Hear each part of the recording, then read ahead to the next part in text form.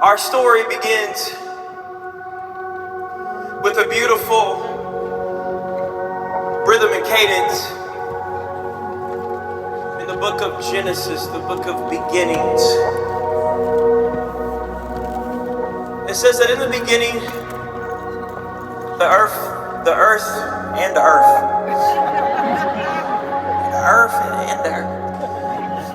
they were formless. It was void and darkness was upon the face of the deep.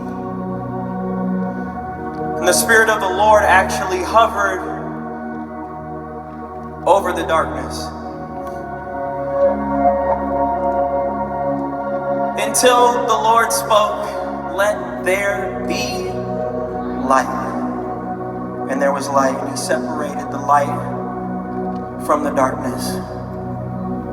He called the light day and the darkness night. And God puts a pattern in place. When the writer makes sure to note that it was evening and it was morning. Another translation says it was evening and then the morning came.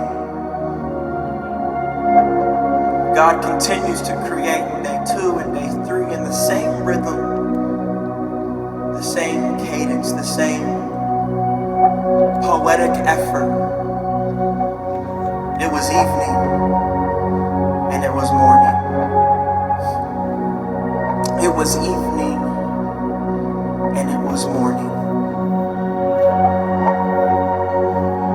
And then as the story of creation would unfold and humanity would fall from this place of relationship with God, rightness with God, God answers the dilemma of the darkness in the hearts of his creation. And in John it says that the Word became flesh, that a light shone into the darkness, and the darkness comprehended it not. That there was something so brilliant about this light that darkness couldn't stop it. And this light was the light of man. His name was Jesus. That light was seemingly snuffed out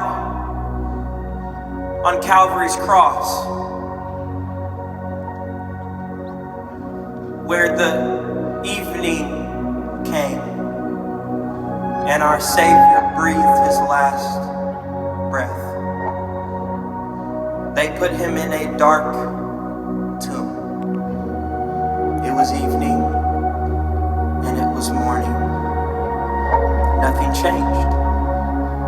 It was evening and it was morning. And suddenly there was a great earthquake. Because the promise of the morning would be established not just in the pattern of creation, but in the pattern of the recreation of the human heart and soul. And Jesus ascended in the darkness. He walked among the people and he ascended into heaven. And then we see the birth of the church. 120 people gathered in an upper room, still asking questions, still wondering why their Messiah left. Why didn't he pick up his power and enforce his kingdom in the way that they thought? And all that he left them with to do was just to pray, to wait, to seek. And the scripture says that there's a sound like a rushing mighty wind, and it filled the house where they were sitting, and it appeared unto them cloven tongues like as of fire.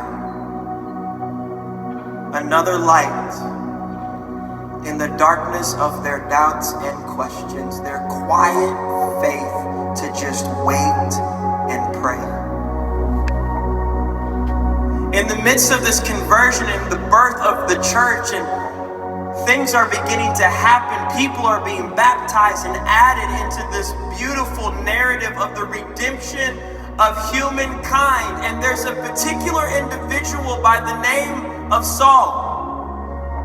Saul had all the information. He had all of the law memorized. He was a trained scholar in Jewish tradition. He understood the do's and the don'ts. He understood all of the common practices of the day. But even in his zeal and his passion and his religiosity, he was actually working against what God was doing.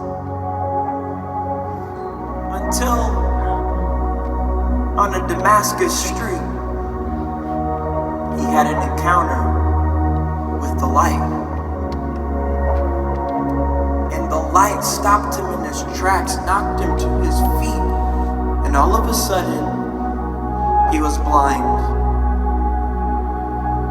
It shows me to be careful that even in all of my zeal seemingly for the Lord, and my zeal for theology, and my passion about the Bible and standing for truth and all of these things, that I can be blind in my religious practice. That I wouldn't even recognize Jesus when he stopped me in the street. Goes back, and a few days pass. It's evening and it's morning, and the scales fall off of his eyes, and his name is now Paul. And Paul writes to this church that's growing and moving and spreading all over the globe. And he's trying to give the church, just like that same idea that's echoing today, just like he wrote to Ephesus. He writes to Dallas, Fort Worth, Grand Prairie. And he's talking about this reality that those who were once in darkness, it's me, have been called out of darkness and into his marvelous light. That even for us, in the evening of our sin, in the evening of our dysfunction and our disloyalty to God and the things of God, even in the midst of our troubles and tribulations and trials, the loss and the pain that comes with this broken world that we live in, that even for us, the morning comes. And that's why I want to remind us tonight that you may be in the darkness like I was just a few years ago, trying to feel my way through my own traumas and my own brokenness and my own sin. And the light of God's grace shined into my heart and allowed me to realize that there's freedom in the light. That there's freedom in truth. That there's freedom in honesty and transparency. And I want you to know tonight that you can be free.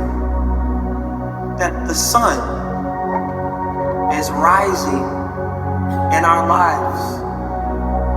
That weeping may endure for a night, but joy comes in the morning. And God is going to finish what he has started in our lives. It may be dark in your life, dark in your family, dark in your situation, dark in your health. But can I tell you, because of the grace of God, the morning is coming. This next song is called Until Grace.